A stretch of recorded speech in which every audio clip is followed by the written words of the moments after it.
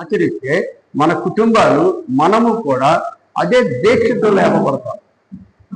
లేపబడినటువంటి ప్రతి ఒక్కరూ లేపబడతారులేండి. దుర్మార్గులు లేపబడతారు, భక్తులు లేపబడతారు, నీతిమంతులు లేపబడతారు, అనీతిమంతులు లేపబడతారు. కానీ అనీతిమంతులకు ఉన్నటువంటి సంతోషము దుర్మార్గులకు ఉండదు. అందరూ లేపబడతారు. దుర్మార్గులు లేచి వాళ్ళు హృదయాలు గుండెతో బాధ పెట్టుకొని ఉంటారు. నీతిమంతులు లేచి సంతోషంగా ఉంటారు. ఎందుకు? దుర్మార్గులు గుండె బాధ, నరకానికి వెళ్ళిపోతారని బాధ. నీతిమంతులైతే మేము పరిశుద్ధులము, మా దేవుని దగ్గర నివాసం ఉంది అని అందరూ కూడా ఏం చేస్తారంటే సంతోషిస్తారు. గనుక ప్రియమైనటువంటి దేవుని బిడ్డలారా, పునరుద్ధానం అనేది చాలా విలువైనటువంటిది. మీ కుటుంబాలను, బిడ్డలను, సంతతులను, మరి ఉన్నటువంటి రక్త సంబంధికులు అందరినీ కూడా నడిపించండి. అది మీకు ఆశీర్వాదం. కనుక ఈరోజు మనకు ఈ పునరుద్ధాన ఆదివారంలో దేవుడు మనకి ఏం మాటలు ఇస్తాడో ఆ మాటలు మీరు చదువుకున్నారు. ఆ చదివినటువంటి మాటలు ఏ విధముగా మనతో మాట్లాడతాడో దేవుడు ప్రార్థన చేసి మనము ప్రారంభించుకున్నాం. ప్రార్థన చేద్దాం. పరిశుద్ధుడు వేరు మా తండ్రి, వందనాలు స్తోత్రాలు ప్రభా. ఇంతవరకు ప్రభ మరి లింగవంతులో కూడా చక్కనైనటువంటి వర్తమానాలు అందించావు. ఆ గ్రామానికే క్షేమకరమైనటువంటి మాటలు వినిపించావు. ఇదిగా నాయన స్థానికమైనటువంటి ఈ గ్రామానికి కూడా మరి నాయన స్వచ్ఛమైనటువంటి పలుకులతో నీ మాటలను మా హృదయంలోకి అర్పింపచేయండి. నాకైతే చేత కాదు ప్రభా, నేనేం మాట్లాడలేను. కనుక నీ యొక్క ఆదరణకర్తతో మీరే మాట్లాడి ఘనతా ప్రభావం ఆయన పొందుకొని వచ్చినటువంటి బిడ్డలందరినీ కూడా ఆశీర్వదించండి. ఇక్కడ తండ్రి ఎటువంటి సాతాన కలతలు లేకుండా, సాతాను యొక్క ఆటంకములు లేకుండా, ఎటువంటి ప్రభావం వినలేకున్నటువంటి హృదయాన్ని మాకు దయచేయకుండా వినగలిగినటువంటి హృదయంతో నీ దీవులను నింపుతో మమ్మను తండ్రి ఆశీర్వదించి ఘనత పొందుకోమని మాటల్లో తండ్రి శ్రేష్టమైనటువంటి ఆధారముగా మాకు అందించమని యేసు పరిశుద్ధ నామములో మరి మీరు వేడుకుంటూ ప్రార్థిస్తున్నాం తండ్రి. దేవునికి స్తోత్రం. వీళ్ళలో శ్రేష్టమైనటువంటి ఉత్తర ప్రత్యుత్తరాలు చదువుకున్నారు. మరి ఈ శ్రేష్టమైనటువంటి ఉత్తర ప్రత్యుత్తరాలు చదువుకున్నటువంటి విధానమును బట్టి ప్రతి ఒక్కరు వినండి. దేవుని యొక్క ఆశీర్వాదములు పొందుకోండి. అందరూ కూడా దేవుడు అంటే ఎంతో ప్రీతితో వచ్చారు. కారణం ఏంటంటే మనకు మేలులు చేసినటువంటి వాడు మనకెవరు? దేవుడే. మనకు మేలులు చేసినటువంటి వారు దేవుడే. కనుక ఆ దేవుడికి మనము మన హృదయాలు అర్పించుకోవాలి. అది సింహంలాగా నిద్రతో అర్పించుకోవడం కాదు, లేపండి. కనుక మన హృదయాలను ఎవరికి అర్పించుకోవాలి? దేవునికి అర్పించుకోవాలి. అందుకే మనం ఆలయంలోకి వచ్చాం. మనం ఆలయంలోకి వచ్చిన తర్వాత దేవుడు ఏ మేలు చేయకుండా ఉండడు, ఏ మేలు కూడా చేయకుండా ఉండడు. ప్రతి ఒక్కరికి వారి యొక్క ఆత్మకు ప్రతిఫలములు తప్పకుండా దేవుడు ఇస్తాడు. ప్రతి ఒక్క ఆత్మకు కూడా సంతోషపరుస్తాడు. కనుకనే ప్రేమైనటువంటి దేవుని బిడ్డల దగ్గర మనము 65వ కీర్తనలో 2వ మాట చదువుతున్నాం. ప్రార్థన ఆలకించువాడా సర్వ శరీరులు దేవునికి స్తోత్రం. సర్వ శరీరులు నీ యొద్దకు వచ్చెదరు. నా మీద మోపబడిన దోషములు భరింపజాలనివి. మా అతిక్రమముల నిమిత్తము మన అతిక్రమములకు ఎవరు ప్రాయశ్చిత్తం చేస్తారండి? దేవుడే. గనుక 4వ మాట, నీ ఆవరణములలో నివసించినట్లు దేవునికి స్తోత్రం. నీ ఆలయములో, నీ ఆవరణములలో నివసించినట్లు, ఈ యొక్క ఆలయములో ఆవరణములో నివసించినట్లు నీవు ఏర్పరచుకొని చేర్చుకున్న వారు ధన్యులు. దేవుడు చేర్చుకున్నాడా లేదు మిమ్మల్ని? మరి ధన్యతలు మీకు వస్తాయా రాదా? తప్పనిసరిగా ప్రతి ఒక్క వ్యక్తికి కూడా ధన్యతలు రాబోతున్నాయి. దేవునికి స్తోత్రం. దానికైనా ఇక్కడ తర్వాత నీ పరిశుద్ధాలయము చేత, నీ మందిరములోని మేలు చేత మేము తృప్తి పొందేదము. ఆ నిరీక్షణ కలిగినటువంటి వారముగా ఉండాలి. మనము దేవుని ఆలయంలో ప్రవేశించామంటే మేలును పొందుకుంటాము, తప్పనిసరిగా మేము పొందుకుంటాము అనే నిరీక్షణ, నమ్మకం ఉన్నటువంటి వారికి తప్పకుండా దేవుడు తృప్తిపరుస్తాడండి. దేవుడు ఏం చేస్తాడు? తృప్తిపరుస్తాడు. తృప్తిపరచడమే కాక అద్భుతమైనటువంటి రక్షణ కూడా ఇస్తాడండి. కనుకనే ఇక్కడ మరి ఉన్నటువంటి కీర్తన 55:17లో చెప్తున్నాడు దావీదు మహారాజు, సాయంకాలమున ఉదయమున మధ్యాహ్నమున నేను ధ్యానించుతూ మొరపెట్టుకుందును, ఆయన నా ప్రార్థన ఆలకించును. దేవునికి స్తోత్రము కలుగును గాక. ప్రేమైనటువంటి దేవుని బిడ్డలారా, గనుకనే మన ప్రార్థన ఆలకించినటువంటి దేవుడు మన ప్రార్థనలకు ఎంతో విలువైనటువంటి జవాబు కలుగు చేయగలిగినటువంటి శక్తి గల దేవునికి మన పనుల భారము ఎవరి మీద పెట్టాలా? దేవుని మీద పెట్టాలి. మన పనుల భారము దేవుని మీద పెట్టాలి. దేవుని మీద పెట్టేటప్పుడు దేవుడు ఎప్పుడు కూడా మనల్ని తృణీకరించినటువంటి దేవుడు కాదే కాదు. కనుక ఇక్కడ ఇర్మియా 32:27 చెప్తున్నాడు. ఇర్మియా 32:27 నేను యెహోవాను, సర్వ శరీరులకు దేవుడను, నాకు అసాధ్యమైనది ఏదైనా ఉన్నదా? సర్వ శరీరులకు ఎవరండి? మనకు దేవుడే. ఈ మాటలు మీ హృదయంలో అద్దుకును గాక. సర్వ శరీరులకు దేవుడినై నేనున్నాను, నాకు అసాధ్యమైనది ఏది కూడా నేనే లేదు. గనుకనే ఇక్కడ అదే 32, 33, 34 చూస్తే, నేను పెండిలికడ లేచి వారికి బోధించినను వారు నా బోధన అంగీకరింపకపోయిరి. చాలా మంది ఇటువంటి వారు ఉన్నారా లేదా? ఇక్కడ మనం విడిచిపెట్టాలి. రోడ్ల మీద అన్నంట మీద ఎన్నంట మీద దేవుడిచ్చినటువంటి ఆయుష్కాలాలు అనవసరంగా వ్యర్థపరుచుకుంటున్నారు. చాలా మంది యవనులు, పెద్దలు అందరూ అయ్యో దేవుని ఆలయంకి వెళ్ళి నేనేదో మహిమ పొందుకుంటాను, దేవుడు నాకు సమస్తము సమకూరుస్తాడు అని ఆలోచన లేదు. నాకున్నది నాకు చాలులే అని తిరిగినటువంటి వారు ఎంతమంది ఉన్నారు. వారి కొరకే ఈ మాటలు. కనుక నేను పెందెలికడ లేచి వారికి బోధించినను వారు నా బోధన అంగీకరింపకపోయిరి. వారు నా తట్టు ముఖము త్రిప్పుకొనగా వీపుని త్రిప్పుచున్నారు. మరియు నా పేరు పెట్టబడిన మందిరమును అపవిత్రపరచుటకు దానిలో వ్యయమైన వాటిని పెట్టిరి. ఇక్కడ అపవిత్రత పరిచినటువంటి మన గ్రామస్తులు అంతమంది ఉన్నారు. ఇక్కడ ఎంతమంది ఉన్నారండి? కొంతమంది. మరి దేవునికి అపవిత్రపరిచినట్టే. గనుకనే దేవుడు ఎంతో అద్భుతమైనటువంటి ఆదరణ కలిగించినటువంటి మన దేవుడు, ఆయన కన్నీరు ఏడులై పాడుతుందని ఇక్కడ మనకు చెప్తున్నారు. గనుక ప్రేమైనటువంటి దేవుని బిడ్డలారా, దేవుడు మరి ఎంతో అద్భుతమైనటువంటి దేవుడు, ఉన్నతమైనటువంటి దేవుడు. గనుక విలాప వాక్యంలో 3వ అధ్యాయము 48 చూసినట్లయితే, విలాప వాక్యములు 3వ అధ్యాయము 48 చూసినట్లయితే,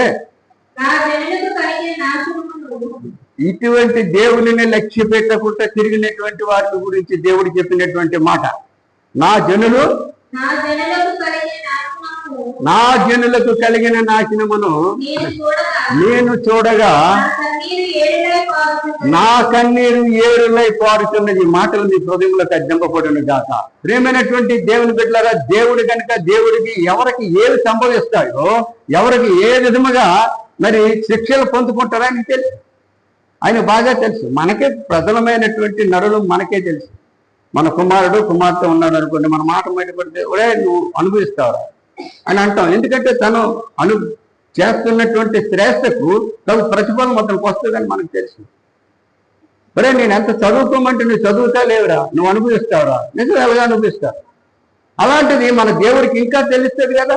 గనుక మనకు రాబోయే దేవుడిని విడిచిపెట్టి తిరిగినటువంటి మనకు రాబోయే శ్రమలు ఆయనకి తెలుసు కనుక ఆయన కన్నీరు ఏరులై కారుతుంది. ఎంత కనికరము కలిగినటువంటి మన దేవుడు అండి, ఎంత అద్భుతమైనటువంటి మన దేవుడు. మన జీవితాలను దేవుడు పరీక్షిస్తున్నాడు. పరీక్షించినటువంటి జీవితాలను దేవుని పై ఉంటే సంతోషిస్తాడు దేవుడు. దేవునిలో ఉంటే దేవుడు ఎంతో సంబరపడతాడు. కానీ నా తట్టు మీరు తిరిగిన మీ తట్టు నేను తిరుగుతానని పిలిచిన మనము నిర్లక్ష్యం చేసినప్పుడు మనకు సరి అయినటువంటి ప్రాయశ్చిత్తాలు కలుగుతాయని దేవుడికి తెలుసు. ఆ కలిగినటువంటి ఎటువంటివి తెలుసండి, మనం భరించలేనటువంటి, ఆ భరించలేనటువంటిది మనం అనుభవించేటప్పుడు మనం ఎవరికి చేస్తాం? ఎవరిని అడుగుతాం? అందరిని అమ్మ పిలుస్తాం, అయ్యా అని పిలుస్తాం, అమ్మో అంటాం. ఎక్కువ మన తండ్రి తన తల్లిని ముందు మనం తలస్తాం. తర్వాత ఏది అసాధ్యం కాకపోతే అప్పుడు దేవుణ్ణే మనము పిలుస్తాం. కనుకనే ప్రేమైనటువంటి దేవుని బిడ్డలారా, ఇది ఇర్మియా 11వ అధ్యాయము 14వ వచనంలో ఉన్నటువంటి మాట ఒకసారి గమనించండి. ఇర్మియా 11:14 వచనం. కావున నీవు ఈ ప్రజల నిమిత్తము ప్రార్థన చేయకము, వారి నిమిత్తము మొరపెట్టకము, ప్రార్థన చేయకు. వారు తమ ప్రమాదమును బట్టి కీడును బట్టి నాకు మొర్రపెట్టినప్పుడు నేను విన్నాను. కనుక ప్రేమైనటువంటి దేవుని బిడ్డలారా, దేవునిని ఎప్పుడు మనము కలిగి ఉండే ప్రయత్నంలో ఉండాలి. మన జీవితాలన్నీ కూడా దేవునికి అప్పజెప్పేయాలి.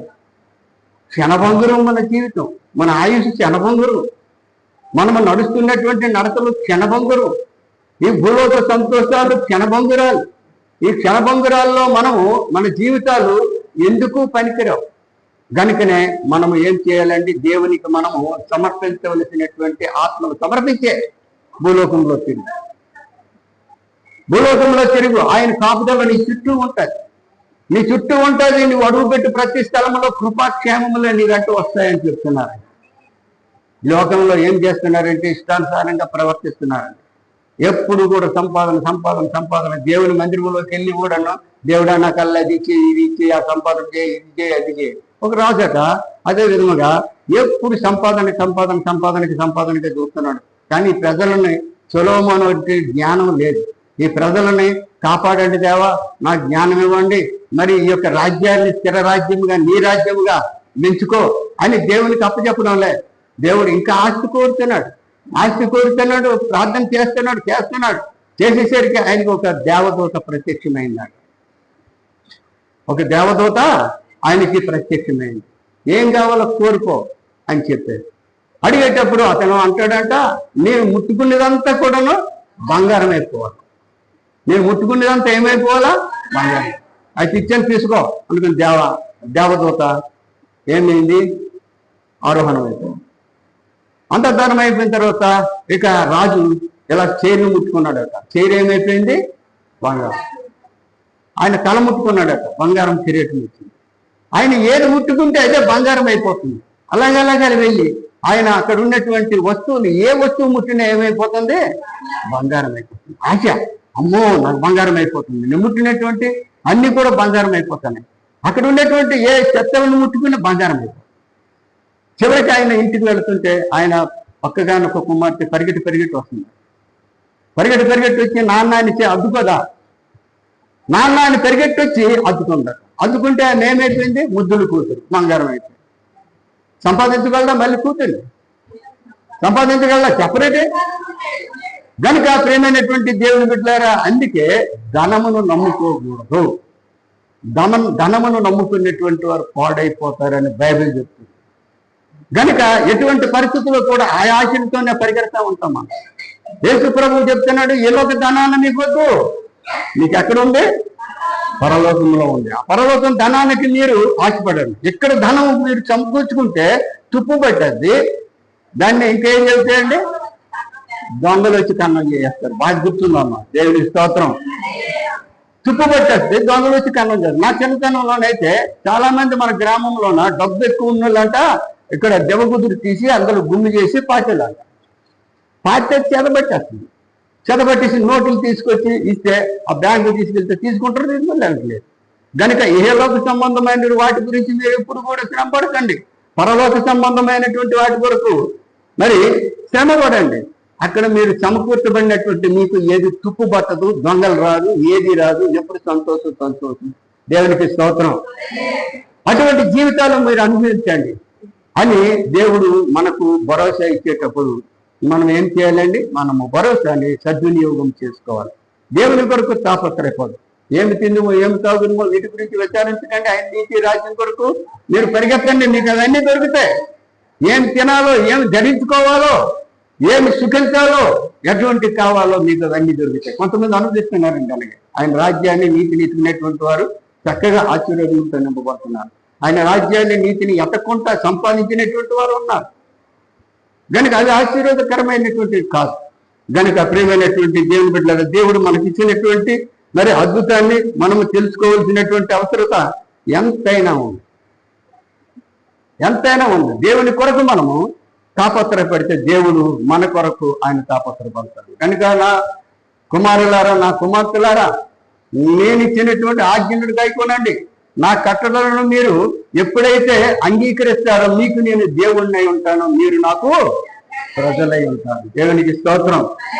అట్టి విధమైనటువంటి మనసుతో మనం ఉండాలి. ఇక్కడ చదవబడినటువంటి ధ్యాన భాగం కూడా త్వరగా చదివి ముగిస్తాను, ఎందుకంటే తర్వాత 2వ ప్రార్థన ఉంది, 3వ ప్రార్థన ఉంది కనుక. ఇక్కడ చూద్దాం. ఇర్మియా 6వ అధ్యాయము 16వ వచనం నుంచి మనం చూసినట్లయితే, దేవుడు ఇలాగ సెలవిచ్చుచున్నాడు, మార్గములలో నుంచి చూడుడి, పురాతన మార్గములను గురించి విచారించుడి, మేలు కరుగు మార్గమేదో అని అడిగి అందులో నడుచుకొనిడి, అప్పుడు మీకు నెమ్మది కలుగును. సాతానుడు ఏం చెప్తాడో తెలుసండి, మనం మంచి మార్గంలో నడుచుకుంటామంటే ఒప్పుకోడు. అది కాదు ఇది మంచి, ఇది కాదు అది మంచి, అది కాదు అదే మంచి, ఇది రండి ఇటు రండి అని తీసుకెళ్తా ఉంటాడు. గనుక పురాతనములో మనకు పలుకుబడినటువంటి ప్రవక్తల యొక్క మాటలు, ఆ మాటలను మనము జ్ఞాపకం చేసుకుని యథార్థమైనటువంటి మార్గంలో నడిచి వారందరూ కూడా వారికి ఏం కలుగుతుందని అక్కడ ఉంది, మీకు నెమ్మది కలుగుతుంది. మీ మనస్సులకు నెమ్మది, మీకు నెమ్మది కలుగుతుంది. బాధలు వచ్చినా సరే ఆ బాధలు దేవుడు తీసివేస్తాడు. పురాతన ప్రవక్తల యొక్క మాటలు ఏవి కూడా వ్యర్థపరచబడవు. కనుక నెమ్మది కలిగినటువంటి మార్గములేవి అని ఆ మార్గాన్ని ముందు చేస్తాడు. ఎదిగితే అప్పుడు మీ మనసులకు నెమ్మది కలుగుద్ది, మీ జీవితాలకు నెమ్మది కలుగుద్ది, అటు ఇటు పరిగెత్తకండి అని ఇక్కడ మనకు ప్రకటిస్తున్నటువంటి మాటలను మనము వినవలసినటువంటి అవసరత ఉంది. కానీ అపవాది ఊరుకోడండి, అపవాది ఊరుకోడు, చాలా కలతలు పెడుతుంటాడు. కనుక తర్వాత అయితే వారు మేము అందులో నడుచుకున్నామని చెప్పుచున్నారు, మిమ్మల్ని కాపు కాయుటకు నేను కావలి వారిని ఉంచి ఉన్నాను, ఆలకించుడి. దేవునికి స్తోత్రము కలుగును గాక. వారు చేయు బూరధ్వని వినబడుచున్నది. కావలి వారు ఎవరండి? ప్రేమైనటువంటి దేవుని బిడ్డలారా, గమనించండి. ఈ రోజుల్లో దేవుని దూతలు దేవుని యొక్క మాటలు ప్రకటిస్తున్నారు. అహోరాత్రులు నిద్ర లేకుండా, రాత్రి పగలు కూడా దేవుని యొక్క సేవలో శ్రమపడుతూ ఎంత మందో దేవుని యొక్క బిడ్డలు సేవను ఘోషించి మాట్లాడుతున్నారు. అది ఏది యథార్థమైనది, ఏది నమ్మకమైనది, ఏది నెమ్మదినిచ్చింది అని గ్రహించుకోవలసినటువంటి శక్తి దేవుని బిడ్డలకు ఉంది. దేవుని బిడ్డలకు ఉందండి. ఏదో చెప్తావు బాబురు, మాకు అది మంచి, ఇది మంచి, అది మంచి అంటే నేనేం చేయలేదు. గనుక గ్రహింపు జ్ఞానం మీకు దేవుడు ఇచ్చిన గాక. దేవునికి స్తోత్రం. కనుక ప్రేమైనటువంటి దేవుని బిడ్డలారా, ఏది న్యాయమైనది, ఏది ఉన్నతమైనది అది మనము గమనించాలి. లోకంలో అనేకమైనటువంటి దారులు తిరుగుతూ ఉంటారు. వారైతే వారి విగ్రహములను, వారి యొక్క సమస్తమైనటువంటి నచ్చినటువంటి వాటిని పూజిస్తారు. మనమైతే నిశ్చలమైనటువంటి ఖచ్చితమైనటువంటి దేవుణ్ణి మనం పూజిస్తున్నాం. దేవునికి స్తోత్రం. అటువంటి దేవుని యొక్క ఆశీర్వాదం మనం పొందుకోవాల్సినటువంటి అవసరం ఉంది. మీకు కాపు కాయుటకు కావలి వారిని ఉంచుతున్నాను. ఆ కావలి వారు దేవుని యొక్క సేవకులని మీరు గుర్తించుకోవాలి. ఎన్ని చెప్పినా సేవకుడు వారు చేసిన బోరధ్వని నాకు వినబడుతుంది అంటున్నాడు దేవుడు. దేవునికి స్తోత్రం. ప్రేమైనటువంటి దేవుని బిడ్డలారా, దేవుని యొక్క ఆత్మతో సత్యముతో ఆరాధించుకునేటువంటి మార్గాల్లో నడిపించినటువంటి వారినే ఎతకాలి. ఆత్మలను బలపరిచినటువంటి వారినే ఎతకాలి. ఆత్మతో మాటలను మన ఆత్మలకు పొదిగించు వారినే మనం ఎతకాలి. అంతేకాని మనం చూసినవన్నీ కూడా సున్నపకాయలు అనుకోకూడదు. మనం చేసినవన్నీ కూడా మంచి పనులు అనుకోకూడదు. మనం నడితలన్నీ కూడా మంచివి అనుకోకూడదు. అదే చెడ్డ చేస్తాయి. నువ్వు ఎంత మంచివాడవైనా, మంచిదానివైనా అది చెడ్డ చేయకమా. కనుక ప్రియమైనటువంటి దేవుని బిడ్డలారా, మీ కొరకు నేను కావలి వారిని ఉంచుతున్నాను. కావలి వారిని ఉంచినప్పటికీ కూడా మీరు అటు ఇటు తొలుగుతూ ఉంటారు.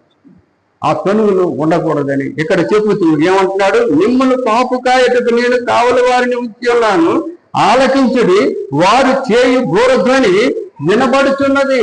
యథార్థమైనటువంటి ప్రసంగాలు అంటే దేవుని మాటలు, ఖచ్చితమైనటువంటి ఆత్మలకు అర్పించినటువంటి అద్దెంప చేసినటువంటి దేవుని మాటలు ఎక్కడికి వెళ్తానే? దేవుని దగ్గరికి వెళ్తాయి. దేవుని దగ్గరికి వెళ్తాయి. నీ సరైనగా కాదు. నువ్వు దేని గురించి మాట్లాడుతున్నావు అని దేవుడు పరిశోధిస్తూ ఉంటాడు. ప్రియమైనటువంటి దేవుని బిడ్డలారా, మంచివారిని దేవుడు లేపుతాడు, చెడ్డవారిని దేవుడు లేపుతాడు, పాపాత్ముల్ని దేవుడు లేపుతాడు, అందరిని కూడా దేవుడు లేపుతాడు. మంచి వాళ్ళందరూ కూడాను సంతోషిస్తారంట దేవుడు లేపేటప్పుడు. ఆ చెడుకి ఆశించినటువంటి వారందరూ ఏమవుతారు? ఏడుస్తారు, గుండెలు బాదుకుంటారు, ప్రయోజనం లేదు. కనుకనే దీపం ఉంటుండగా ఇల్లు చక్క పెట్టుకొని మనకు ఇక్కడ వినబడుతుంది. ప్రియమైనటువంటి దేవుని బిడ్డలారా గమనించండి. మరి మనం చూసినట్లయితే ఇంకా మరి ఉన్నటువంటి మాటలు, అయితే మేము వినమని వారు అనుచున్నారు, అన్యజనులారా వినుడి, సంగమ వారికి జరిగిన దానిని తెలుసుకున్నాము. ఎవరికండి? మనకంట మన పితరులు దేవుడు ఎన్ని చెప్పినా వినలేదు కనుక వారికి ఉగ్రత పాలయ్యారు. దేవుని యొక్క కోపానికి వాళ్ళందరూ కూడా అర్హులైపోయారు. చాలా మంది ఈ రోజుల్లో కూడా అర్హులైపోతున్నారు. దేవుని మాట వెనుక మన పరిశుద్ధ గ్రంథంలో పాత నిబంధనలో ఎంత మంది పతనమైపోయారో మనం చదువుకుంటున్నాం, కథలు చెప్పుకుంటున్నాం. ఎగ్జాంపుల్కి మీకు అందరికి కంటగా ఉన్నటువంటి సొదొమ గుమొర్రా కాలిపోయింది. నోవహు దినములలో జల ప్రవాహంతో ప్రజలందరూ కూడా నాశనమైపోయారు. అందరూ నాశనమైపోయారు. కనుక అన్యజనులారా వినుడి, సంగమా వారికి జరిగిన దానిని తెలుసుకొనుడి. ఇప్పుడు కూడా అనేక మందికి జరుగుతున్నాయి. మీకు చాలాసార్లు చెప్పడం జరుగుతుంది.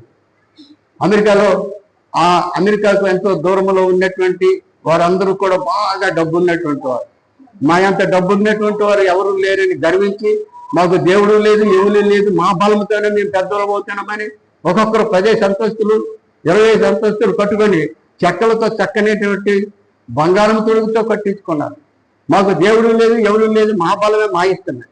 హఠాత్తుగా మంటలు పుట్టి మొత్తం కాలిపోయి పతనం అయిపోయారు. ఇప్పుడు అక్కడక్కడ జరుగుతున్నాయి జలప్రలయాలు. మీరు వింటూనే ఉంటున్నారు, వార్తల్లో వింటున్నారు, మామూలుగా ప్రజలు చెప్పుకున్న మాటలు వింటున్నారు. అక్కడక్కడ జరుగుతున్నాయి లేదా? జరుగుతుంది.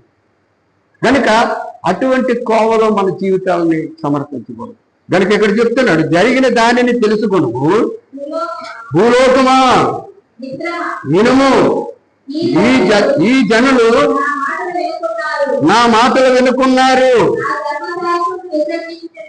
నా ధర్మశాస్త్రమును విసర్జించుతున్నారు. గనుక తమ ఆలోచనలకు ఫలితమైన కీడు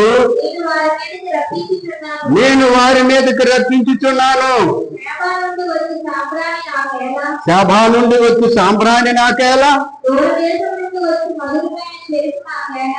దూర దేశము నుండి వచ్చు మధురమైన చెరుకు నాకేలా,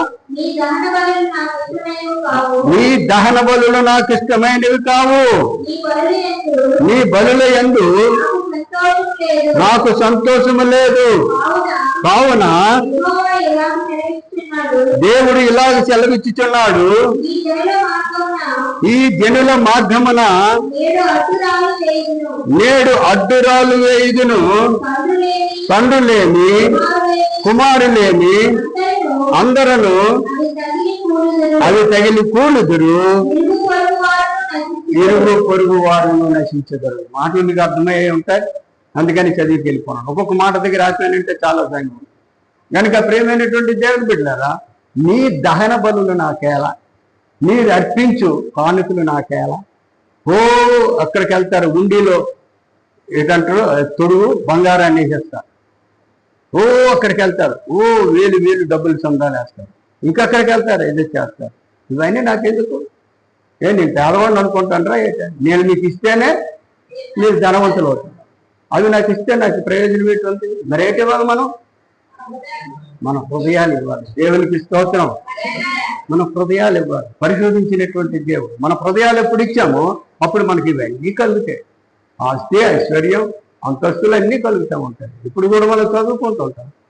సామెతలు 8వ అధ్యాయంలో 17వ మాట మనం చూసినట్లయితే, ఆయన మాట యందు మనము నిలకడగా ఉన్నాను, ఆయన యొక్క త్రోవల యందు మనము నిలకడగా ఉన్నాను. అలాగా చాలా మంది ఆశీర్వదింపడుతున్నారు. మీలో లేదని ఉన్నారు అటువంటి వారు. ఆశీర్వాదములతో దేవుడి ఇంత భయభక్తులు కలిగి దేవుని యొక్క మార్గాలను సరిదిద్దుకొని ఆయన యొక్క దీవులను పొందుకునేటువంటి వారు మీలో లేకపోలేదు. కానీ అందరూ లేరు. ఒప్పుకుంటారా మాట? అందరూ గనుక ప్రేమైనటువంటి దేవుని బిడ్డలు అందరూ అలాగ ఉండాలనే దేవుని యొక్క కోరిక. అందరి యొక్క మరి ఆత్మలు దేవుడు మరి ఉండాలి.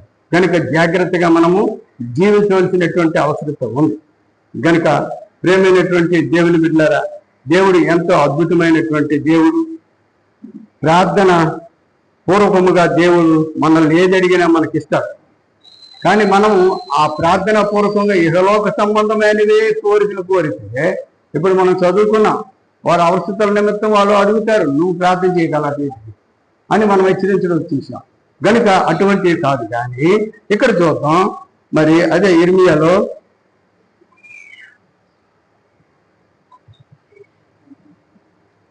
23, 24, 23 యెహోవా సెలవిచ్చిన మాట ఏదనగా, నాకు కనబడకుండా అది కాదు 7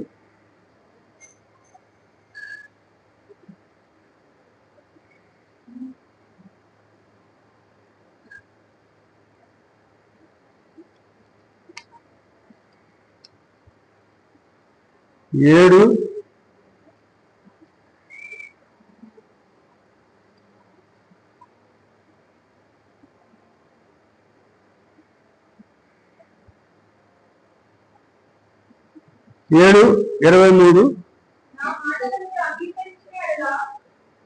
ఏదనగా నా మాటలు మీరు అంగీకరించిన ఎడల నేను మీకు దేవుడినై ఉండును, మీరు నాకు జనులై ఉందురు. బాగా గమనించండి. మీకు క్షేమము కలుగునట్లు నేను మీకు ఆజ్ఞాపించుచున్న మార్గమంతటి యందు మీరు నడుచుకునుడి. దేవునికి స్తోత్రం. గమనించారా? నా మాటలు మీరు అంగీకరించిన ఎడల నేను మీకు దేవుడినై ఉండును, మీరు నాకు జనులై ఉందురు. మీరు క్షేమము కలుగునట్లు నేను మీకు ఆజ్ఞాపించుచున్న మార్గమంతటి యందు మీరు నడుచుకునుడి. అయితే వారు వినకపోయిరి, చెవి యొక్కకుండిరి, ముందుకు సాగక వెనుతీయుచు తమ ఆలోచనలను బట్టి తమ దుష్ట హృదయ కాఠిన్యమును అనుసరించి నడుచుచూ వచ్చిరి. గనుక మీ పితరులు ఐగుప్తు దేశములో నుండి బయలుదేరి వచ్చిన దినమును మొదలుకొని నేటి వరకు మీరు వెనుక తీయుచు వచ్చిన వారే. నేను అనుదినము పెందిలికడ లేచి ప్రవక్తలైన నా సేవకులందరినీ కూడా మీ యొద్దకు పంపుతూ వచ్చేటండి. దేవునికి స్తోత్రం. గనుక ప్రియమైనటువంటి దేవుని బిడ్డలారా, దేవుడు ఎంతో ఉత్తమమైనటువంటి దేవుడు, ప్రేమ కలిగినటువంటి దేవుడు. మనల్ని అట్టి విధముగా మరి పిలుస్తున్నారు. గనుక ఇక్కడ ఇర్మియా అనే 9:1 చూసినట్లయితే, నా జనులలో హతమైన వారిని గూర్చి నేను దివారాత్రము కన్నీరు విడిచినట్లు నా తల జలమయముగాను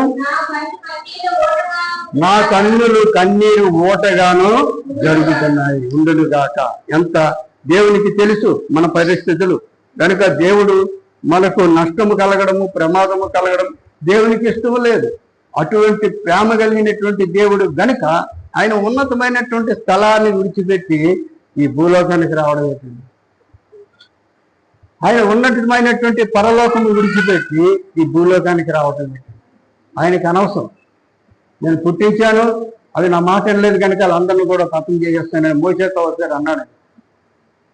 మోసేతో అంటే మోస విజ్ఞాపన చేశాడు మనందరి కొరకు.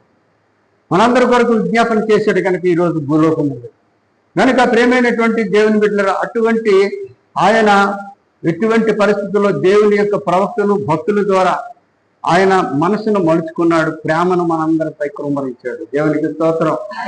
మనందరికి ప్రేమను కురుమరించి ఆయన శరీరధారిగా లోకానికి వచ్చి నా బిడ్డలను నేను రక్షించుకుంటాను, ఉన్నతమైనటువంటి సింహాసనం విడిచిపెట్టి ఉన్నతమైనటువంటి సుఖభోగాలు విడిచిపెట్టి ఆయన భూలోకానికి వచ్చి ఎందరినో మంచి మార్గం చూపించాడు. చివరగా ఎవరైతే ఆయన మీద ఆనుకొని ఉంటారో, ఎవరైతే ఆయన మాటలు వింటారో వారికి దేవుడిని ఉంటానని మన పరిశుద్ధ గ్రంథంలో ఆయన చెప్తున్నారు.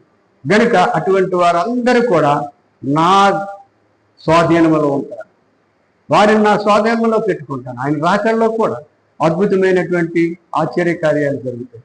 ఆయన రాకల్లో భయంకరమైనటువంటి ఆయన నమ్మలేనటువంటి వారందరూ కూడా ఈ ధూళి పోయినట్టు తొలగిపోతారు. ఆయన నమ్ముకున్నటువంటి వారికి కూడా పరిశుద్ధ దూతలు అన్ని కూడా భూమంతటి కూడా ఆ చివరి నుంచి ఈ చివరి వరకు, ఈ చివరి నుంచి ఆ చివరి వరకు పరిశుద్ధులందరినీ ఏరుకొని తీసుకెళ్ళిపోతారు. దేవునికి స్తోత్రం. అట్టి విధమైనటువంటి అనుభవంలో మనం ఉండాలి, కానీ ధూళికి ఎగిరిపోయినటువంటి వారి అనుభవంలో మనం ఉండదు. తీర్పుకి అర్హులైనటువంటి వారి దగ్గర మనం ఉండదు. దేవునికి మహిమకరమైనటువంటి మన జీవితాలను సమర్పించుకోవాలి. కనుక ఏది సత్యమైనది, ఏది ఉన్నతమైనది, ఏది అద్భుతమైనటువంటిదని మనము నేర్చుకోవలసినటువంటి అవసరత ఎంతైనా ఉంది. ఇక్కడ సామెతలు 15:29 మనం చూసినట్లయితే భక్తిహీనులకు యెహోవా దూరస్తుడు, నీతిమంతుల ప్రార్థన ఆయన ఆలకించును. దేవునికి స్తోత్రం.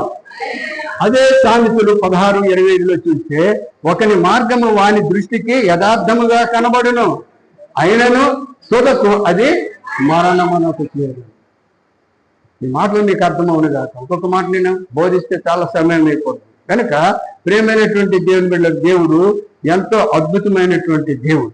కనుక అటువంటి అద్భుతమైన దేవుని యొక్క ప్రేమను మనం పొందుకోవలసినటువంటి అవసరం ఎంతైనా ఉంది. 119వ కీర్తన 104లో చూసినట్లయితే నీ ఉపదేశము వలన నాకు వివేకము కలిగను. దేవునికి స్తోత్రం.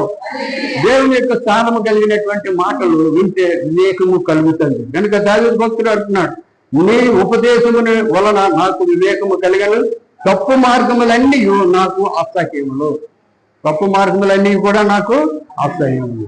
కనుకనే ప్రేమైనటువంటి దేవుని బిడ్డలారా, ఆయన సాయంకాలమున, ఉదయమన, మధ్యాహ్నమున నేను ధ్యానించుతూ మొర్ర పెట్టుకొందును, ఆయన నా ప్రార్థన ఆలకించునని దావీదు భక్తుడు 55వ కీర్తన 17వ వచనంలో మనం చెప్తున్నాం. కనుక మన భారాలన్నీ ఎవరి మీద వేసుకోవాలండి? దేవుని మీద వేసుకుంటూ దేవుని యొక్క ఆశీర్వాదములు సంపూర్ణంగా మనం పొందుకోవటం ఎంతో శ్రేష్టమైన హెచ్చరిస్తూ కొద్ది మాటలతో ముగిస్తున్నాం. దేవునికి స్తోత్రం. ప్రార్థన చేస్తున్నాం. పరిశుద్ధమైన మా తండ్రి, వందనాలు స్తోత్రాలు చెల్లించుకుంటూ సమయాన్ని సమర్పించుకుంటున్నాం. ఇదిగో ప్రభా, ఇంతవరకు నువ్వు ఏర్పాటు చేసుకున్నటువంటి నీ బిడ్డలు, నీ భక్తులు, నాకు అనుగ్రహించినటువంటి కుటుంబం చక్కనైనటువంటి వర్తమానాన్ని మాకందరికీ అనుగ్రహించారు. ఈ స్తోత్రాలు ప్రభా.